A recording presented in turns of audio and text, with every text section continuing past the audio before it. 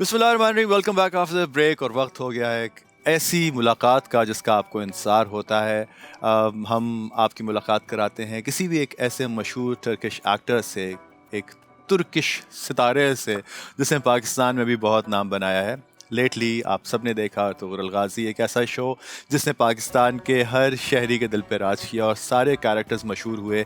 हर character अपनी अपनी जगह डिस्टिंक्ट था, हर किसी का अपना एक फ्लेवर था, एक उसकी पहचान थी। नेगेटिव भी थे, पॉजिटिव भी थे, ख़वातीन भी थी, हजरात भी थे, सब लोग थे। लेकिन इन सब फूलों ने मिलकर एक बड़ा खूबसूरत सा गुलदस्ता बनाया जिसका नाम था अर्तुगरुल गाज़ी। इसी का एक कैरेक्टर अभी मेरे साथ मौजूद है। बड़े गुड लुकिंग हैं, बड़े अच्छे हैं, बड़े हैंडसम हैं, आप सब उनको जानते हैं। लेकिन उनसे मुलाकात से पहले आप एक छोटा सा पैकेज देखिए और आपको पता चलेगा कि मैं आपकी मुलाकात आज किस एक्टर से करवाने वाला हूँ। देखिए ये पैकेज और वापस आते हैं। आज बाराने रहमत के मेहमान हैं अली अरसन, जिन्होंने अर्तुगरुल गाज़ी में अल-बासिती बैबुलद बे का किरदार निभाया। ये किरदार लोगों में बेहद मकबूल हुआ और लोगों ने इस किरदार की वजह से अली अरसन को और भी ज्यादा पसंद करना शुरू कर दिया। अली अरसन ने अर्तुगरुल के अलावा कई तुर्किश फिल्म्स और ड्रामों में भी काम किया। इनको अपने काम से इतना लगाव है कि वो अपने फारिग वक्त में भी कोशिश करते हैं कि थिएटर करें। इनके बारे में ये बात मशहूर है कि इनका ताल्लुक अर्तुगरुल के खानदान से है, इसीलिए इनको ये ड्रामा करने में मजीद आसानी हुई। आज बाराने रहमत में हम जानेंगे अली अरसन के बारे में, तो हमारे साथ रहिए।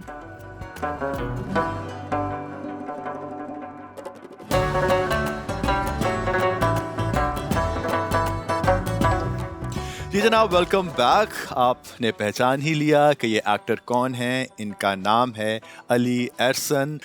वेलकम, अस्सलामु अलैकुम। How are you Ali? वालेकुम अस्सलाम, thank You you. have a great fan following, माशाल्लाह, not only here in Turkey but also in Pakistan। दोनों जगह पे आपको बहुत ज़्यादा लोग प्यार करते हैं, पसंद करते हैं। और अर्तुगरुल गाज़ी ने तो जी धूम ही मचा दी है। मतलब हर कोई उसको देख रहा है, पहचान रहा है और एक्टर से प्यार कर रहा है। कैसा लग रहा है ये इतनी छोटी सी उम्र में इतनी बड़ी पहचान और इतना बड़ा स्टारडम?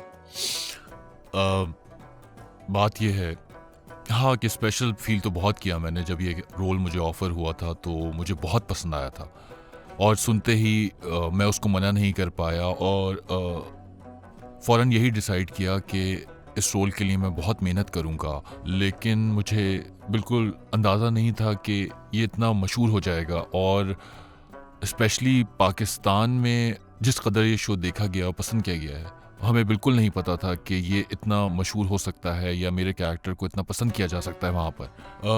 अर्तुगरुल गाज़ी की बात है जहाँ तक, तो मैं यही कहूँगा कि ये ड्रामा कोई मामूली ड्रामा नहीं था, क्योंकि ये तारीख़ पर मबनी है और बहुत अच्छा लिखा गया है। और जब इसका शूट स्टार्ट हुआ तो मुझे शुरू से ही इस ड्रामे में हद से ज़्यादा मज़ा आया। एक बहुत ही मुख्तलिफ एक्सपीरियंस रहा मेरा ओवरऑल और मैंने पूरी कोशिश की कि मैं अपना बेस्ट दे सकूं इसमें। मतलब आप 10 साल से एक्टिंग कर रहे हैं और अचानक इतना बड़ा hit.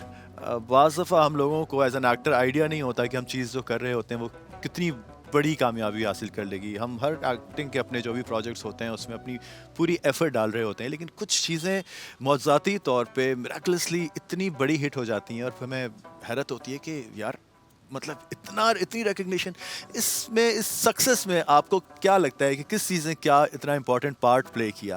Like it was your luck और it was the good script, the good character, the good production और प्रॉब्ली द टाइमिंग्स। क्योंकि ऐसे वक्त में अर्तुगरुल गाज़ी पाकिस्तान में तो स्पेशली तब ऑन एयर हुआ जब कोरोना का वक्त था and everybody was hooked up to television और हर कोई टीवी देख रहा था, उसके पास कुछ और करने के लिए नहीं था।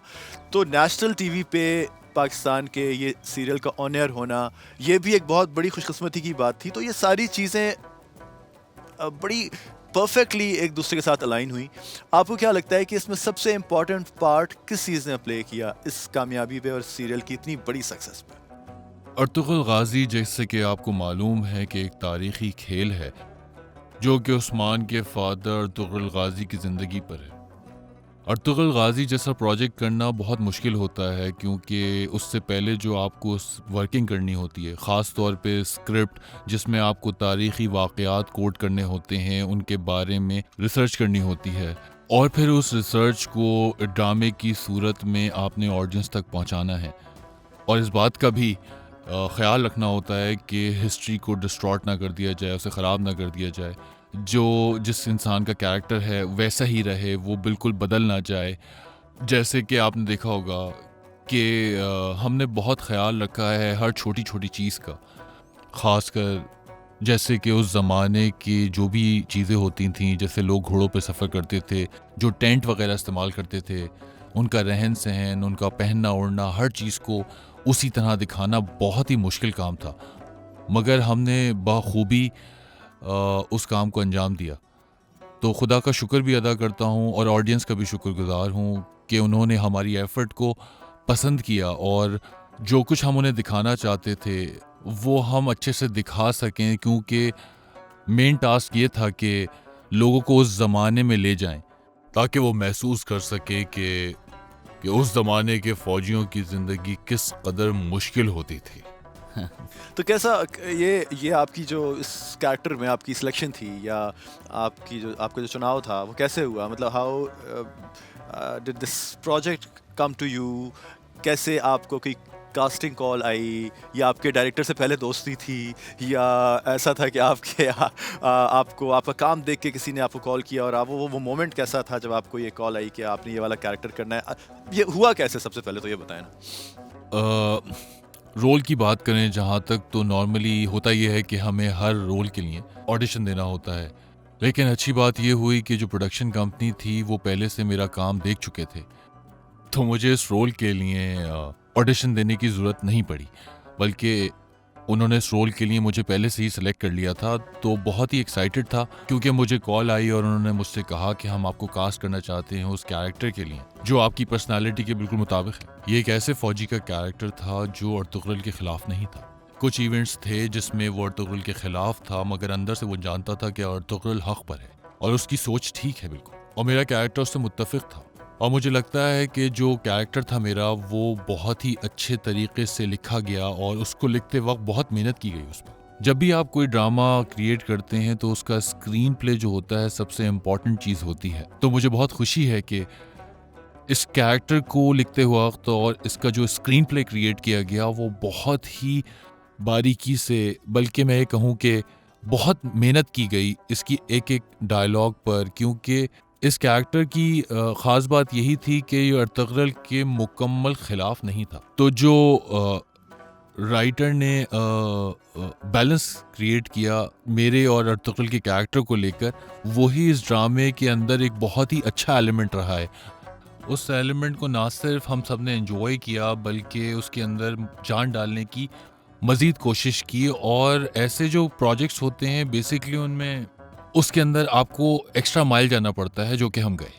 अच्छा, आपके फैंस सिर्फ तुर्की में ही नहीं, पाकिस्तान में भी, और अब तो ख़ास तौर पे आपको अंदाज़ा हो गया होगा कि आपकी बहुत बड़ी फ़ैन फॉलोइंग पाकिस्तान में भी बन गई है। लड़कियां बहुत हैं और आप सिंगल भी हैं, तो ये चीज़ ज़रा कुछ बड़ी ख़तरनाक हो गई है। मतलब अब कैसा लगता है फीमेल फैंस से एनकाउंटर, और रिश्ते आते हैं, मतलब डीएम में प्रपोज करती हैं लड़कियां?